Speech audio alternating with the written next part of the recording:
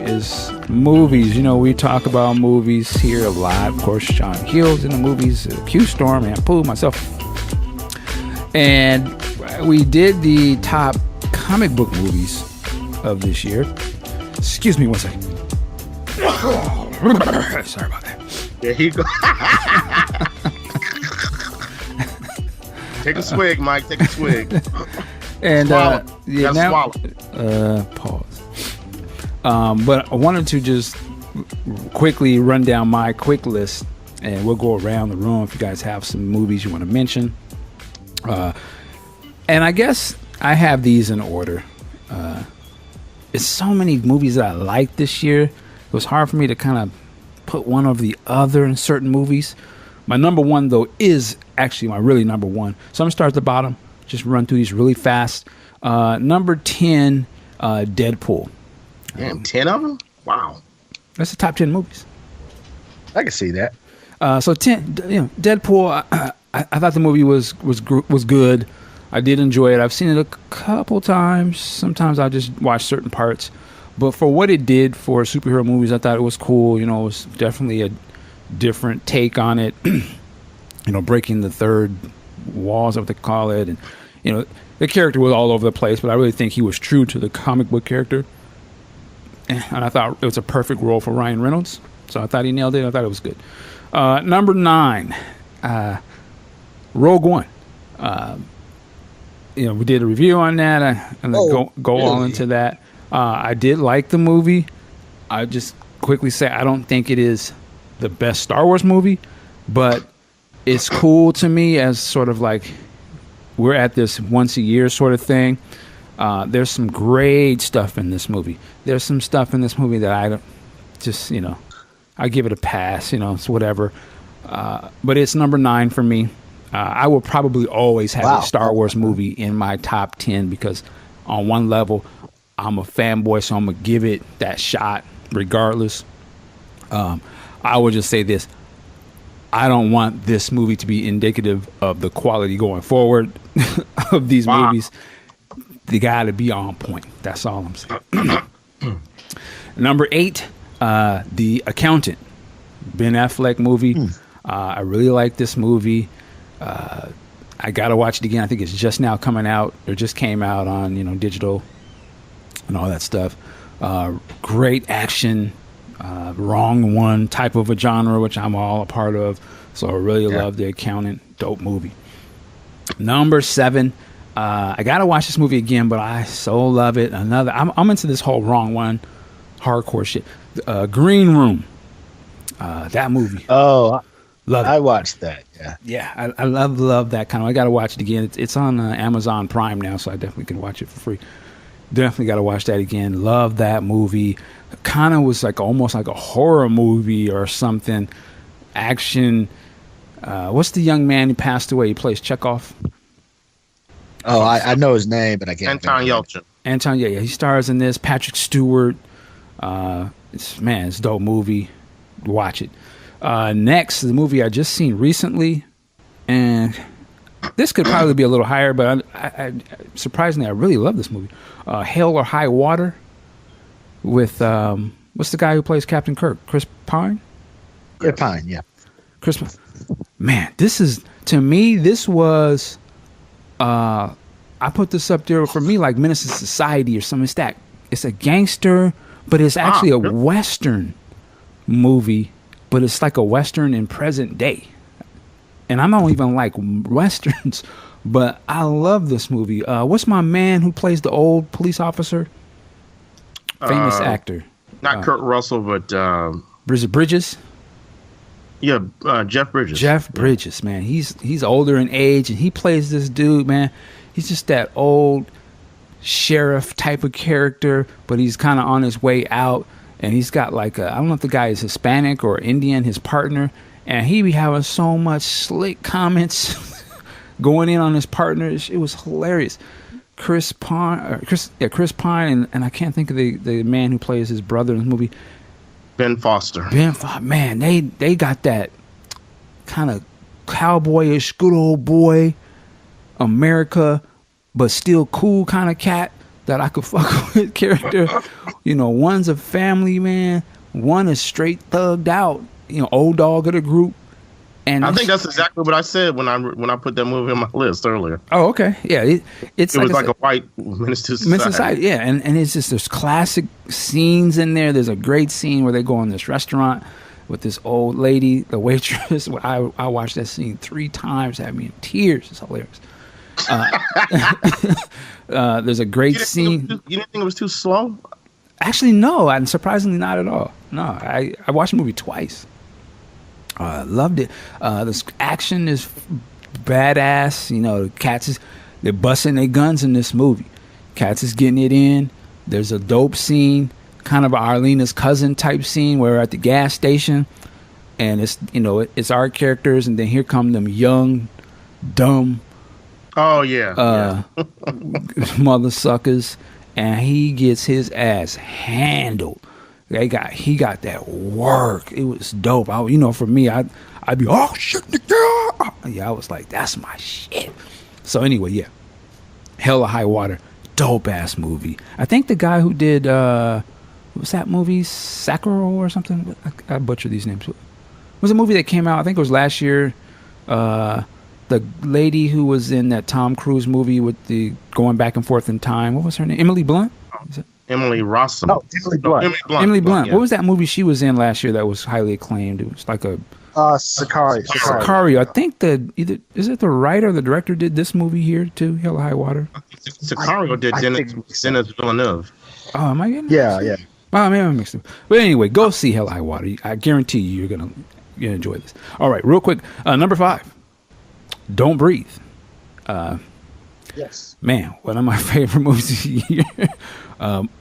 I didn't watch it, but everybody in my house watched it last night. Most of them hadn't seen it before. Boy, you hear the hollering and this is a good ass movie. Surprising movie. That movie is made for black theater. Yeah, yes, it is. Yeah, it was. They know exactly. Whoever designed that movie, kudos to you. It's definitely a fun watch. You can't help but talk back to the screen. Badass, wrong one. Love it. Certified. Number 4, Captain America: Civil War. What else can I say? It's an excellent movie. The airport scene. It's dope. I mean, that to me, what makes the movie great for me is the airport scene. Plus, you have Spider-Man and Black Panther. There's so much thrown into this that it's like shit. It's dope. Mike, if that was your number 4, I think your number 1, we're gonna have to meet at Temecula. Hey, it's my list, man. These are movies these are movies that I like and that I've watched multiple times and continue to watch. Oh Lord. Right. Number I know 3. we'd have to meet closer than Temecula if you heard my list. But Number 3, Moonlight. This movie hits you on an emotional level. To me, as I said in the review when we talked about it, I love this movie. I think this movie is excellent. The acting is dope. It's an uncomfortable, at least for me, it's an uncomfortable sort of thing when you're dealing with the whole sexuality thing of men on men and all that kind of stuff. But regardless of that, it had me at the beginning all the way through. Love these characters. It's like a slice of life, but it was like going through time, and it just really makes me just like really feel for that boy. I just saw him as a boy. Even when he was a man, he was still a boy. And you can see certain things of our culture, dysfunctions, sadly, that can be rectified. And I was looking at that, I was like, okay, yeah. So Moonlight, special movie, loved it, dope. Here we go, number 2. This is my list. Number 2, Batman v Superman. It's the same. I actually kind of even I gotta go. That's all right. Really, Mike? It's my list. This movie is not. I liked it. It's not a perfect movie. To me, this movie is almost kind of like I look at it almost like I see Rogue One. There are things in this movie that I love, and then there's things in this movie I could just totally skip. There's a lot of this movie that I can skip. But here's what I love about it quickly and why it's where it is. I still continue to watch this movie weekly. Not the whole movie, but parts. of course, the Batman stuff. I actually really love the look of this movie. I think that Zack and company, as they did with Man of Steel, as I went back and watched that many times over, they know how to shoot something, and they have a definite look and feel to it. For somebody like me, I can really appreciate that. I can appreciate visuals, and just, to me, there's a certain, I think I love that sort of dark look, that almost like a metallic. It's hard for me to describe, but it just has a very distinctive type of look that appeals to my sensibilities. There's a lot of other movies or anime that share these types of looks that I'll watch over and over, even though I don't really care for the entire movie. I just like looking at them. So on one hand, this movie visually is stunning to me.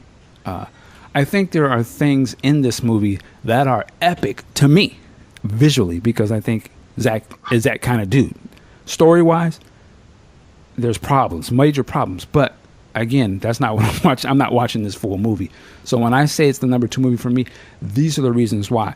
I usually start this movie right when Batman gets into his Batwing, whatever, and goes to get Martha, and I watch it from that point on. Because from that point on, it's just pure comic book action, craziness, and I can watch that over and over. There's no story at that point. It's just straight ass whooping. It's a brutal Batman. I love that he's just doing what he does. I would question on the next Justice League if they how are they going to deal with that? Because this dude was literally killing a lot of cats.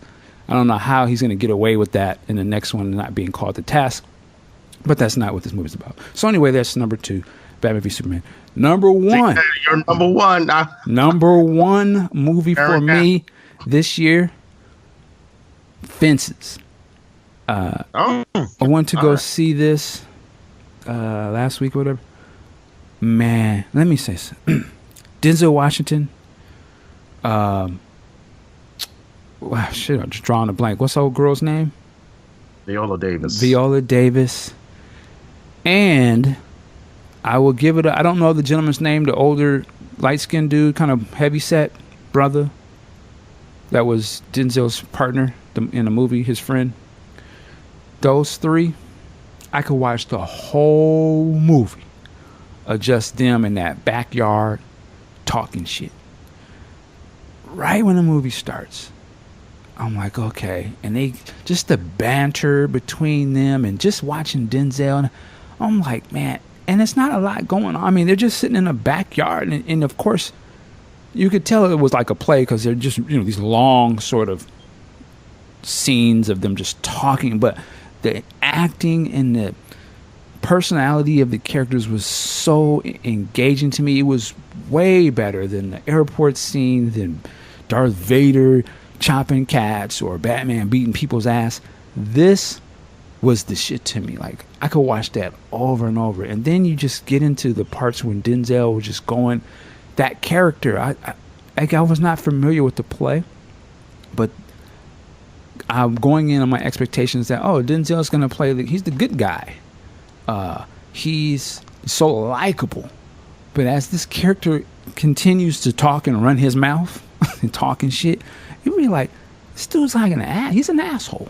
And it was funny because his friends be like, at a certain point, it was like, here we go, this motherfucker. He about to get on some shit. Let me get up out of it. His friend was like, hey man, let me go on back home to my wife because this shit's about to get crazy. He's talking. You about to say the wrong thing. And let me ask you. Go ahead. Yeah. So you mean he's playing Q? Hysterical. Wow. So, all right. So it looks for me from the previews, and I haven't seen it yet, but it looks for me like, and I hate to say it, but it looks like a typical Denzel performance. Would you say that may be true or not true? Typical in what way? When you mean typical Denzel? It's just something that Denzel just does. So he's our greatest actor, I think. To me, just looking at the previews again, and I'm just basing this on the trailer, it doesn't look like anything I haven't seen Denzel do before. It just looks like a typical good Denzel performance. I would say this. Is it typical that he acts his ass off? Yes. But again, the movie is not just him acting his ass off. It is the story. It is what's going on. So when you get that's why I say when you watch that character, yes. And it's almost like when you watch Training Day. You can't help but like Denzel in a way. Well, yeah. Because he has that sort of charisma. But when his character is not actually what you think it is, you'll wrestle with, I like Denzel, but then it's like, you actually don't like this guy. You know, he's not a good dude. And so when there's something that happens in the movie and you're like, whoa. And then I keep wanting to say Alfre Woodard. I don't know why. But when the other lady does her thing, Viola, and then I was like, oh shit. And again, you watch it as a man, you'll be like, okay, this dude has a slick tongue and he's a likable cat, but he's wrong. And you see how that affects a family. And that's why I said, so I'm praising the acting, but I'm saying what's the story is, it gets you, man. And for me, I was in tears.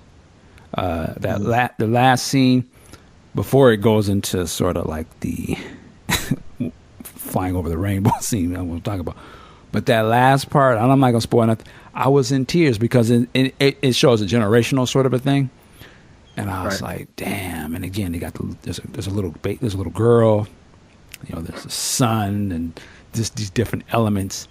And I was like, God damn. And there was a crowded theater too, boy. I mean, there's literally like, there were no open seats. And I'm like, I can't be in here crying. But I was like, damn, man. My people, our families, man, we be on some stuff. But anyway, like I said, I love this. So it's got to be number one for me. It got me in all areas. It made me feel something. Do the other movies make you feel something? That's what the best movies are supposed to do. Yeah. All these movies make me feel something. Some of them give me adrenaline rush. Some of them, you know, emotionally, blah, blah, blah. But this one really made me feel something. And again, I saw,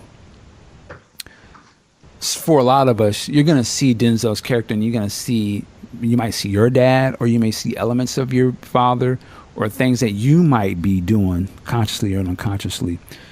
And I was just like, man, that's how, for me, when I looked at it, a lot of the stuff that he was saying, particularly to like his son and stuff, I kind of been through some of that. And you realize like some of that stuff will shape what you think about yourself growing up when you become a man. And we got to be very careful of what we tell our kids. And you know, maybe we didn't have, you know, stuff might not have went the way we planned it, but we don't want to like throw a lot of junk on the.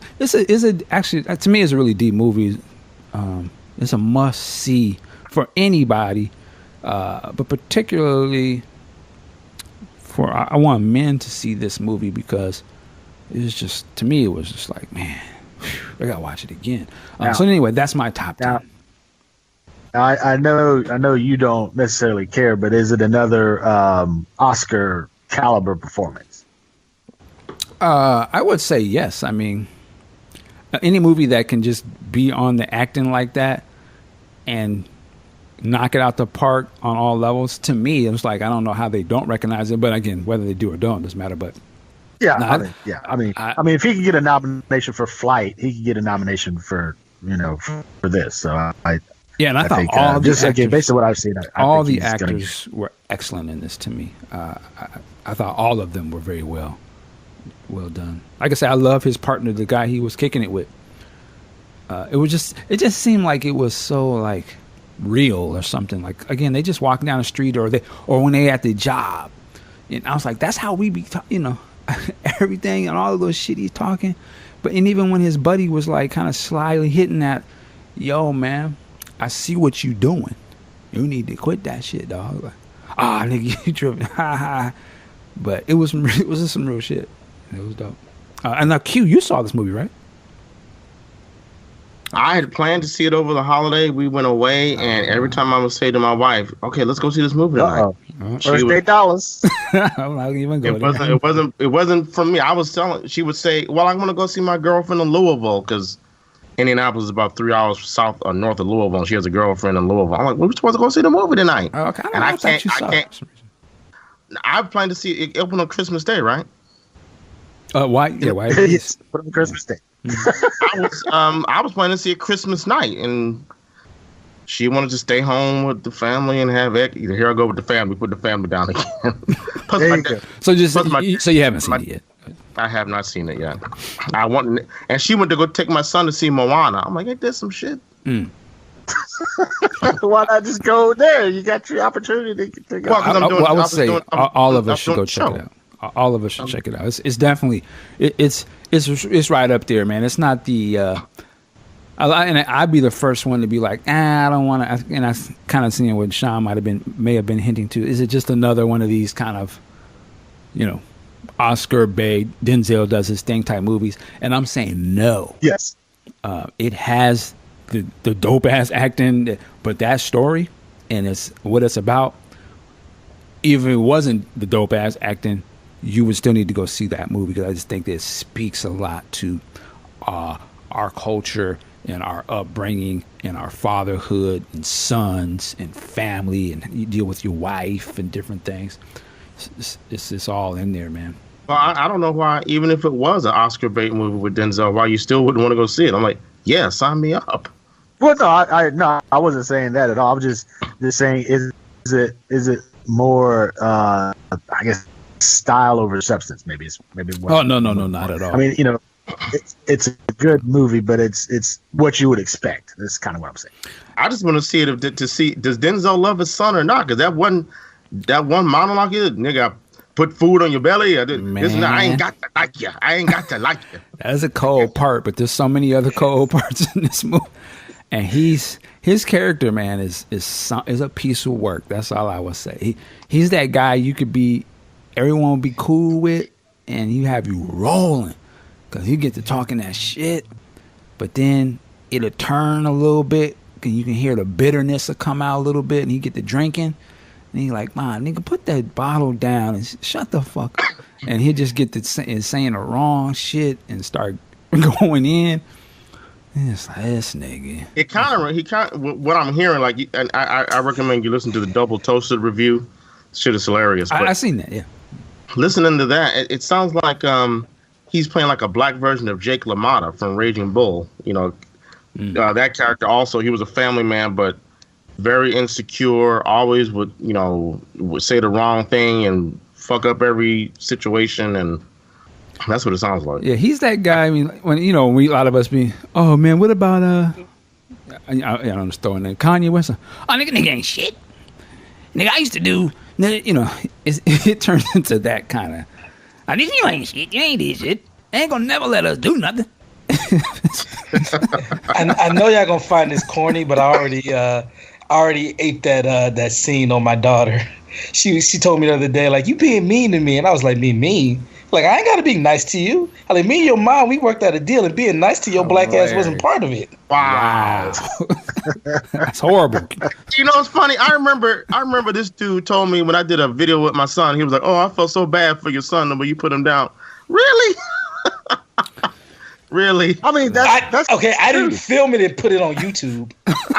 Well, true, but I mean, real talk. I mean, especially in my case, with step parents, I'm not here to be nice to you, right? That's your donor's job, right?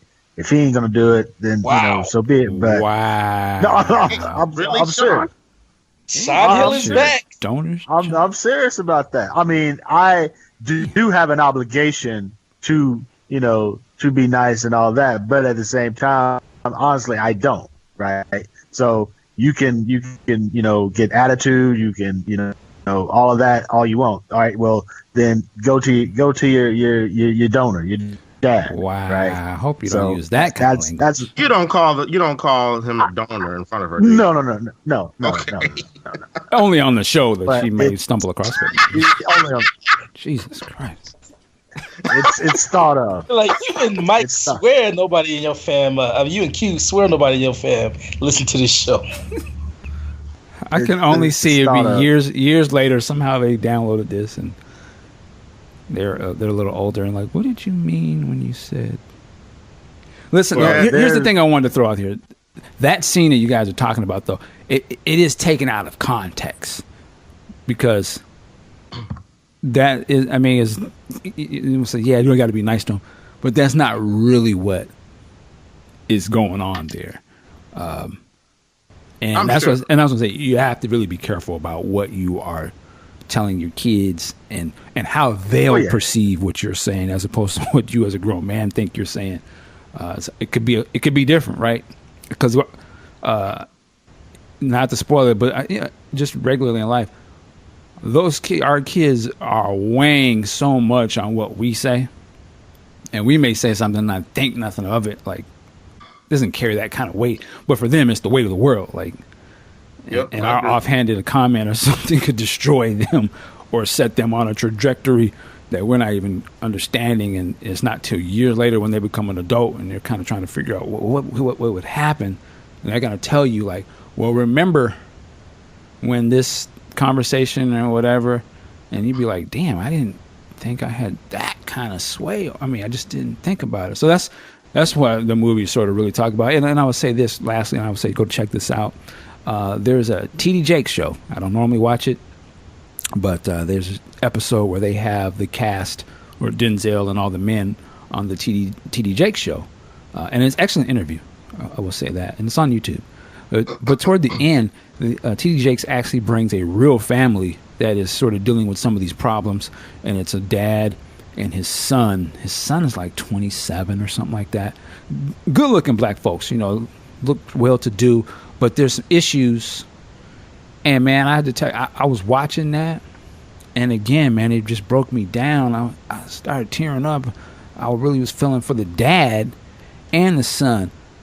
And it was just interesting to watch.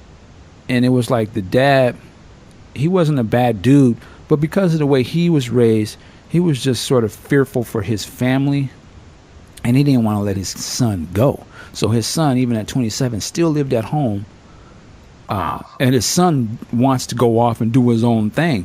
But because of the things his dad was doing, the son started self-doubting his own self, because he felt like, well, shit, my dad don't even believe in me enough to let me go out and do my thing. He started questioning himself, and he, you know what I'm saying, like he didn't. He's like, I've done all the right things. I went to school and this is, but I don't have my father's approval, or he doesn't, you know what I mean? And it's interesting to see, what the dad was doing, how it was affecting his son. And the wife was trying to explain to the father, like, yo, you gotta let him live. But he didn't want to hear that. He said something, she said, my wife been telling me this, but it takes somebody like you, TD Jakes, that I respect as a man, I'll listen to you. Or Denzel, you see what I'm saying? And Right. and then he was able to release his son and break down. It was a very good show, man. I implore anyone to go check that out. It's on YouTube. Just look up TD Jakes Denzel. But it's a good movie. Definitely go check it out, man. I heard Go ahead. I was gonna say I heard one trailer on that Double Toasted review, where I guess the son he strikes back at the day. He said, "Oh, you want me to be a failure like you," or something like that. And then they cut the trailer and started talking about it. I'm like, that must have been the end of the movie, because I know his ass was dead in the street after talking like that. That was the end of the movie right there. Yeah, well, it definitely, something does happen. I'm not gonna spoil it, but like I said, we got to be careful what we always be quick to say, "I put your ass out. Oh, you didn't get." Yeah, we can do that, but those are our kids at the end of the day. But anyway, Fences, check it out. That's my number one movie. What one movie I wanted to, I don't know who's seen it, probably not, and I haven't seen it either, but Collateral Beauty. I just I don't can't. No. get.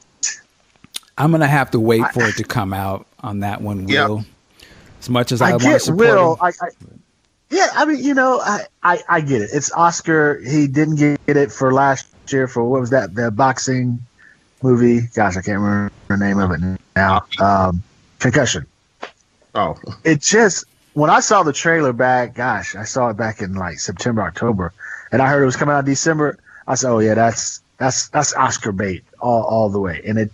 And I haven't even heard anything good about it. I just heard he's in it and go see it because he's in it. I don't know if it's a conscious decision that he's making to kind of make these kind of films rather than the good time kind of, I won't say shucking and jiving, but basically that's kind of what he's been doing, or is he really trying to, want to be taken seriously as an actor? But this one just screams, give me an Oscar, and it just seems like it doesn't. Yeah, I've kind of seen it has bad reviews, but again, I will say this too. I know that they gave bad reviews to After Earth, and so I don't necessarily trust some of these reviews on Will Smith because I know that he's a very likable guy. I can watch a Will Smith movie and I can see myself in Will Smith a little bit. So when I see that trailer, and it's okay, it's a brother, and he's doing this thing and in corporate or different situations, I'd be like, okay, I can respect that. I can kind of see that type of situation, and he's dealing with this, obviously, some pain of death of family or child or something. So on one hand, I can watch something like that, but it kind of shows like some of these people are, I don't know if he's actually crazy or these spirits are talking to him.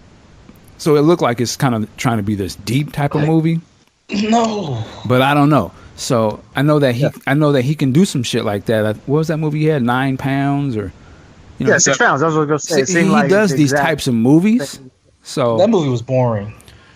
Yeah, it was. I didn't think it was bad though. It's just like there's a part of Will Smith where he likes to have these sort of introspective type of movies that probably go against sort of like his brand of what most people would assume of him. The more the action. Yeah, he's a hero type of guy. But some of them I like. But I can. So that's what I'm saying. I'm not saying it's a bad movie. It's just I'm just gonna go ahead and wait and watch it at the crib. Yeah. I may actually like it. I don't know. I have no idea. And how are we on Passengers? Oh, I love that. I haven't put that up. We talked about that in the last show. I love that movie. I thought it was good. Definitely. I couldn't put this on a list because it came out just now, but it's an honorable mention. I'm going to pass on that one. It's a good movie. I will say this, and I don't really be big up in old girl, but Jennifer Lawrence, like, they had her looking tight on that one. And the other thing, I look at that movie and I'm like, man, only the fine people woke up. But it was all right. Only the white people. It's Hollywood. Well, no, I don't. There was a black person that woke up, but. Oh, right. He got. No, I'm not going to say. I don't want to spoil it. I read the synopsis because I wasn't going to pay my money to see that. It's a good movie. When you watch it at home, whatever, you'll be like, man, this is actually pretty good. By the way, the Will Smith movie was 7 pounds. I'm sorry to be OCD, but it was 7 pounds. I said 6. It's still boring. Rosario Dawson. I don't think it was boring. It was maudlin. I don't think it was boring. But that collateral. So you're gonna send me to the dictionary, okay? That Collateral Beauty. It's like the trailer was trying so hard to make you feel a certain way. Like all these. Give me a break. I'm death. I'm time. Get the fuck out of here. I saw the trailer, like I said, early on, so back in probably one of the last movies I saw, and it was a bit confusing as far as what it was actually going to be about. And then when I saw the recent one, I'm like, oh, okay, I get it now. Oh, let's talk about trailers for a second. Because I know Sean usually doesn't watch trailers, so I'm curious how he saw that one. But anyway. Well, because I went to the movies and saw it. Okay, there you go. He started. There you go. What you drinking? What you sipping on? But I would say I saw Star Wars. I'm not trusting these big budget, particularly, and I have to call them. I'm not trusting Star Wars trailers no more. Wow. That's probably the most egregious one of the year.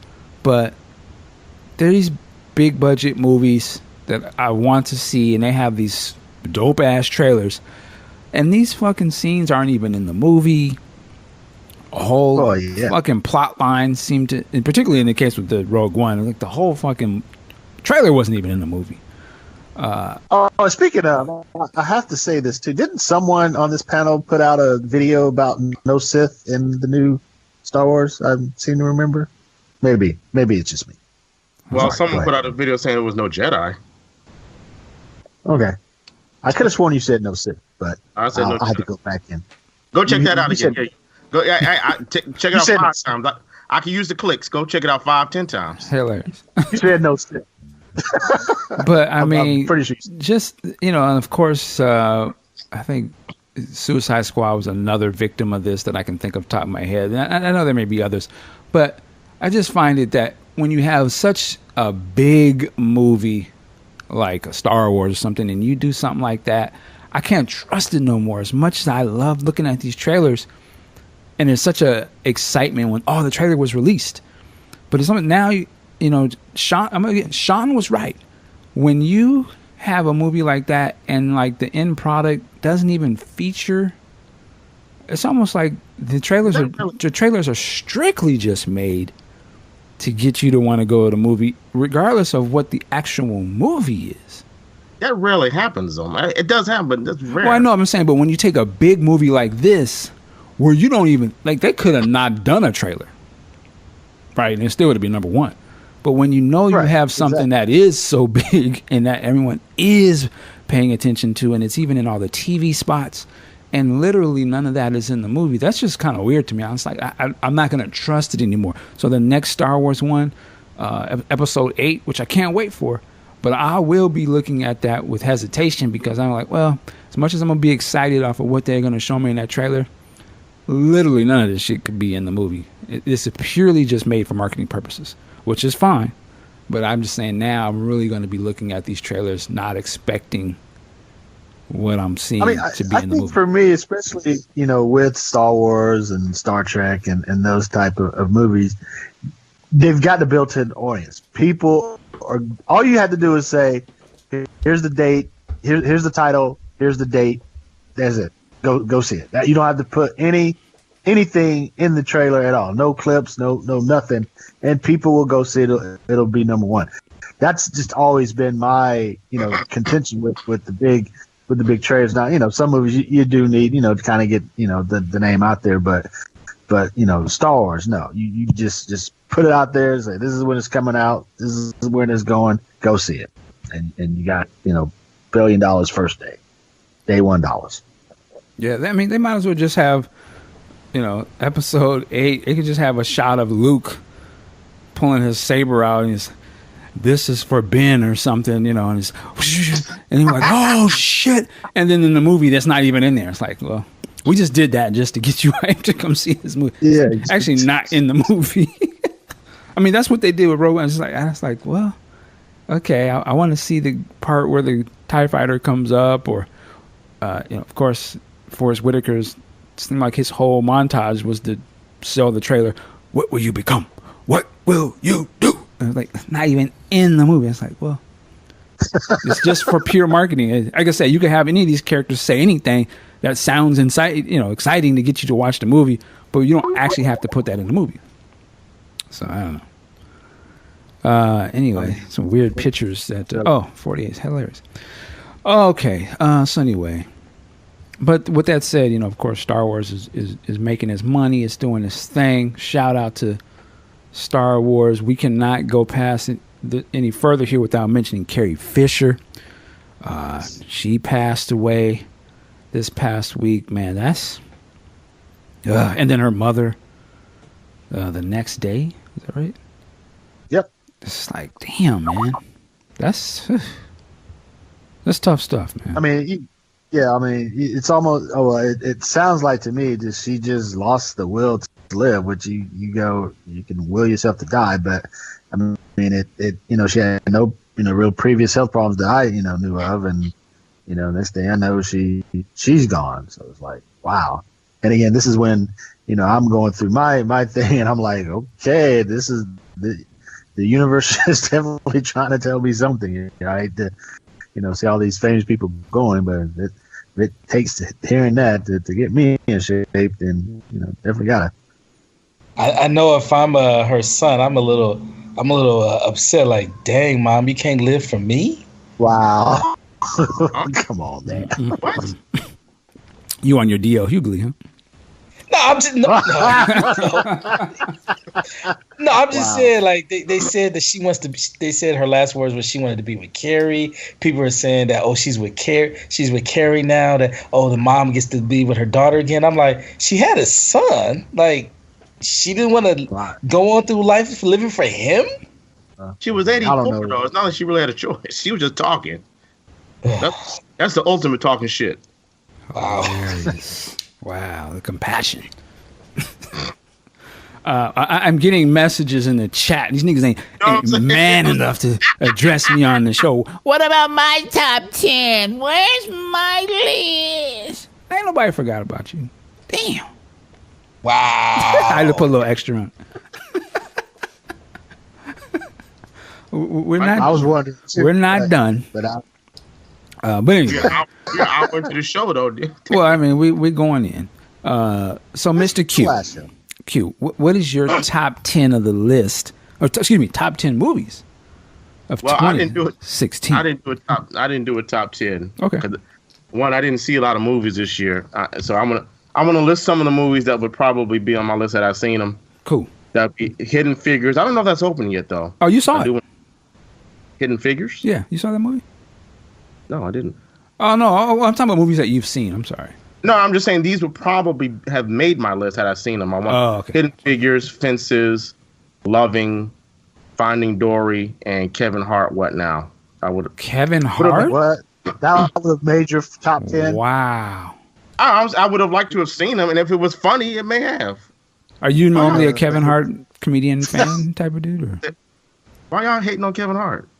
I'm not hating on Kevin Hart. I saw the movie, and it's not top 10 at all.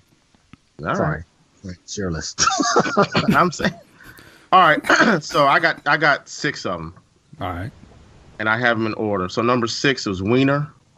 I just like documentaries that depict a person who goes through some sort of struggle and tries to redeem himself. And it's even better when they fuck up. They don't redeem themselves. Can I give a plug? Because we did the top 10, so some of these are probably on our show. We did recently, so just FYI. Okay. Number 5, and I can't believe this made my list.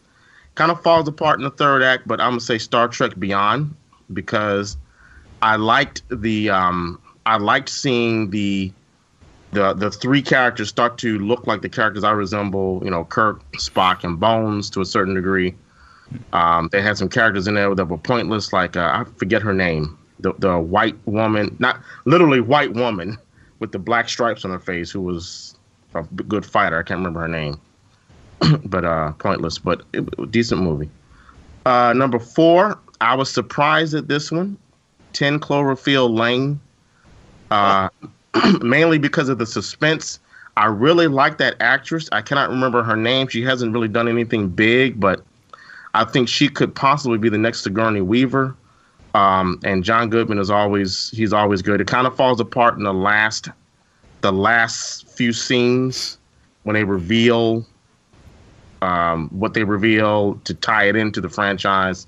But other than that, it was a really good movie. Number 3, another surprise, Zootopia.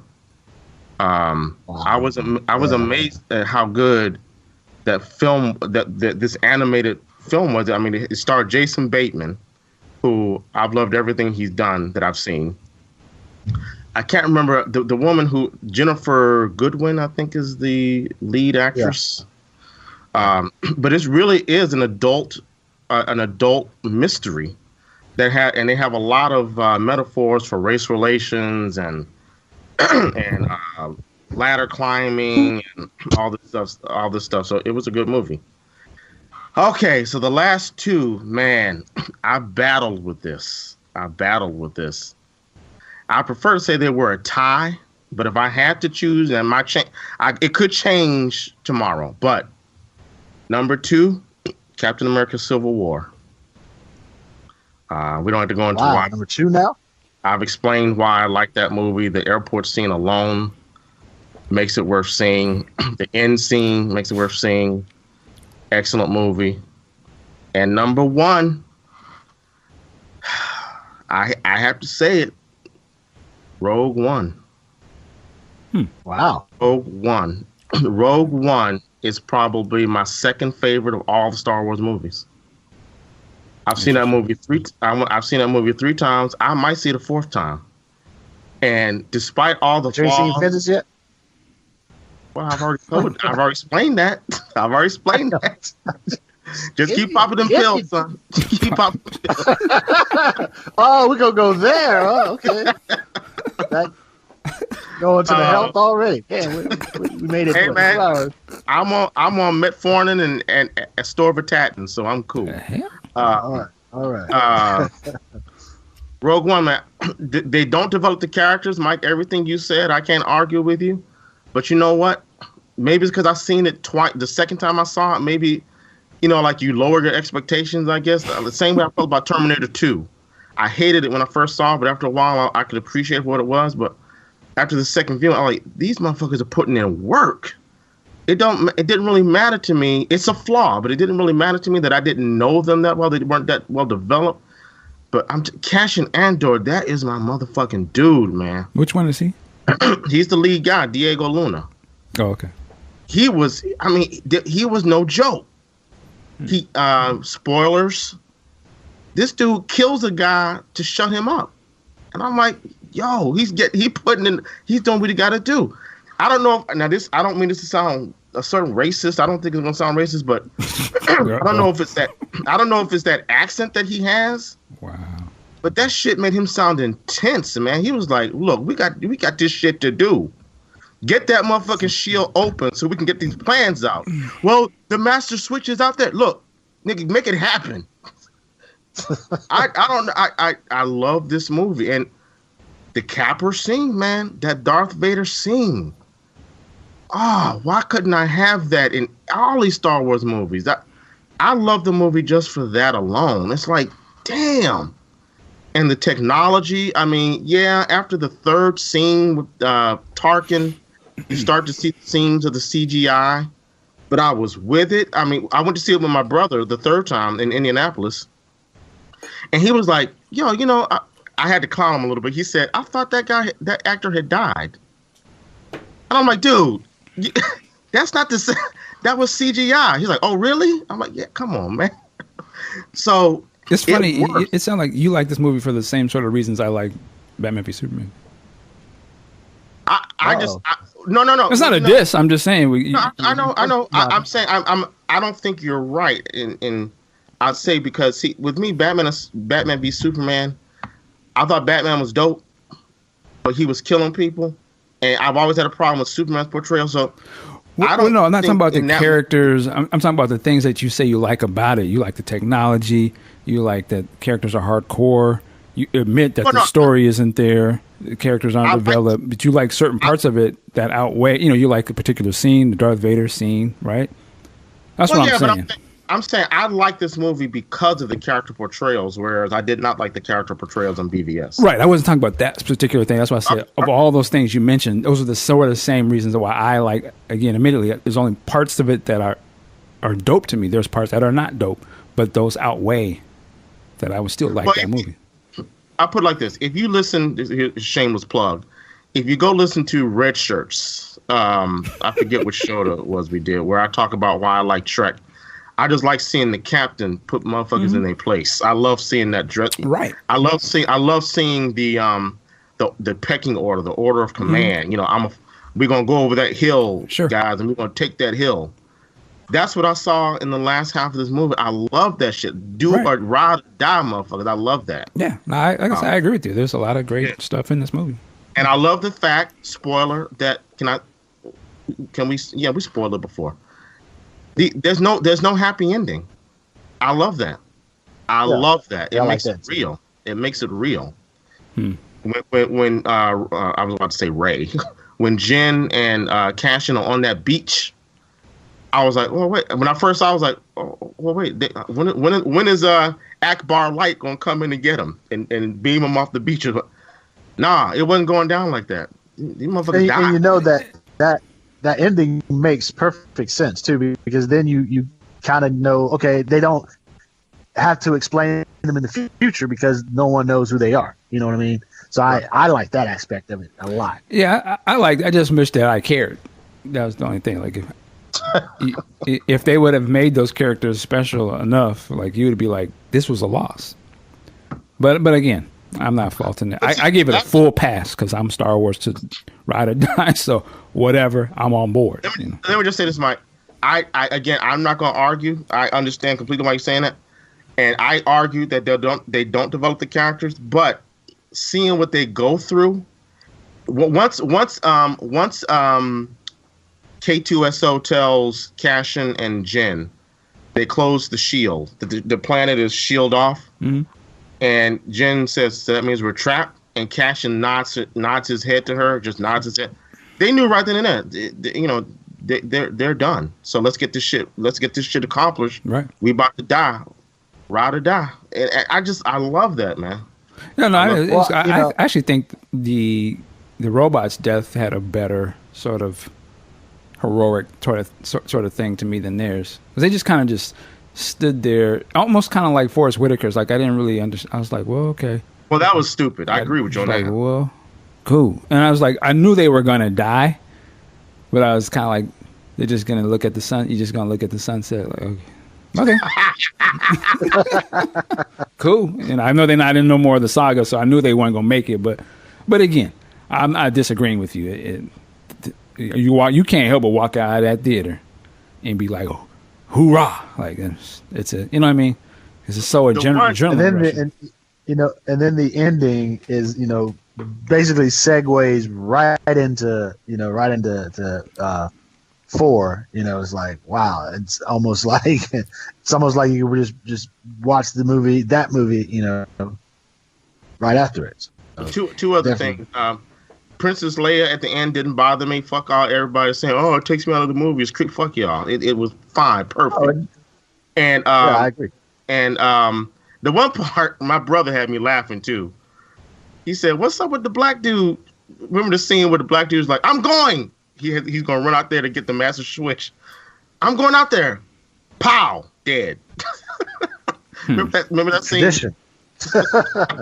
that's like, tradition, bro. I'm like, damn, that was them white alt-right people saying, well, here we go. There was a piece of them alt-right people. Wow. All right, there we go. I love it. Q's list. And Pooh. Yes, sir.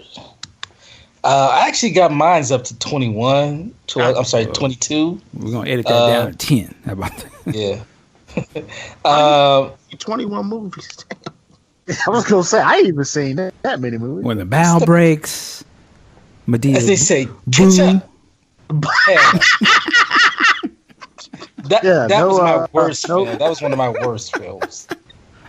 You said Debbie Does, right? This isn't, This Christmas. Almost Christmas. Oh, I'm so whoa. Sorry. that was that was number 15 for me. But here's my top 10. I can't believe I'm putting it here, but I watched it 2 weeks ago and I thoroughly enjoyed it. Star Trek Beyond. I liked the story that they were telling. It was something different. It didn't feel like the BS in the first two films. So I'll give them props for that. Number 9, The Mermaid. Some of y'all might not have seen this. It was a Chinese film. And it's funny as hell. It has some dope ass action scene. It has some ridiculous ass action scenes. Is this like a kung fu movie or something? It's a. I don't know if you call it kung fu, but it's a Chinese backed film. It came out, it did like $500 million, most of it in China. Oh, wow. And there's this ridiculous scene where the mermaid she tries to assassinate someone who's trying to destroy their natural habitat, and she's in their office. Yes, it's hilarious. That's the one where they're mowing down. They're like shooting gun machining all the mermaids, right? Yeah. I saw that on Facebook or YouTube. That looked crazy. It looked good, but it looked crazy. Oh, this is a Stephen Chow movie. Is that what you said earlier? I don't know. I'm not sure who directed it. Kung Fu Hustle. I've seen his other movies. Okay. Yeah, that makes sense. Number 8, Doctor Strange. I don't care what Q and the rest of y'all are saying. I liked the movie. I thought it was really good. I don't feel it was derivative of Iron Man, and I enjoyed it. Don't see it in 3D. That's my opinion. Number 7, Ip Man 3. I haven't seen that yet. Yes, it's good. It is good. The fight with first of all, they casted Mike Tyson as a big boss in ancient Hong Kong. I don't know how they thought that was a good idea, but it actually works. And he is putting in that work with Donnie Yen. And then there's yes. And then there's a final. I saw a clip of that too. He does get his ass whooped, doesn't he? No, they go to a draw. Oh, thanks for the spoiler. Yeah, I was gonna say spoiler. But he ain't the final fight anyway. But I won't spoil that one. But again, good story. Yeah. Number 6, I went out and saw it. The Birth of a Nation. Oh yeah. Wow. I couldn't put that on my top 10, but it was okay. Go ahead. I enjoyed it. I thought it told a good story. It was definitely different than all the other bullshit ass 12 years of getting my ass whipped and the butler servitude type films. So I liked it. I saw it and I put it there. Mm-hmm. Number 5, Rogue One. I can see, like most of you have been saying, the story is kind of slow in the beginning. And for me, I said that there's no reason for this film to exist, as it only tells us 2 new things that we didn't already know. But that final battle scene, as well as the Darth Vader scene, makes this worth seeing. And if you just start from her ridiculous, let's go storm the castle and save the Empire point on, it's an enjoyable film. Can I just throw one other little sort of quick 30-second rant there? See, that this is probably the problem I have with this going forward, is because they could take any bullshit side story of Star Wars and the first half of the movie could be shit, but they can just let ILM go ham and put in a dope ass battle at the end, and they'll all be like that. And that's what I'm saying. I don't want it to do like that going forward, because of course they are the top dog in special effects and all of that type of stuff. So they can always show you something that you ain't never seen. That's what they do. They have an unlimited budget to do it because it's their own company. I just don't want them to rely on that in terms of not giving us a full Star Wars movie. Like every one of these movies, they could play as a gimmick of showing you, okay, this is a war movie, right? They could say, well, let's do an espionage Star Wars movie, even if the story makes no fucking sense. But if they throw in fan service in the last 30 minutes and it's just 30 minutes of full on top of the line CGI battles and pull your favorite characters and put them in the shit you ain't never seen them before, we're always gonna love it at the sacrifice of them not really putting in the work that when you look at a Empire Strikes Back or the first Star Wars, or it's not a real movie.